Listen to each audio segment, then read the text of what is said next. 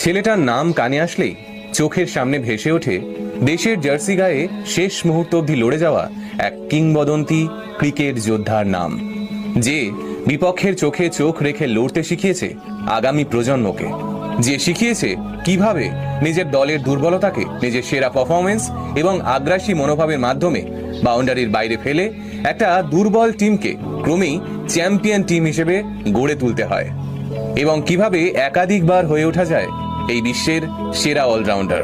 ছেলেটা 24শে মার্চ 1987 সালে বাংলাদেশের মাগুরা জেলায় জন্মগ্রহণ করে। ছোটবেলা থেকেই সে খেলাধুলার পরিবেশের মধ্যেই বড় হয়ে ওঠে।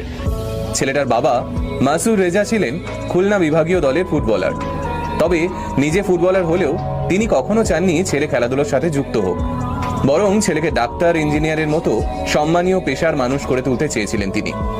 কিন্তু ছেলেটি নিজের সিদ্ধান্তে অনড় ছিল।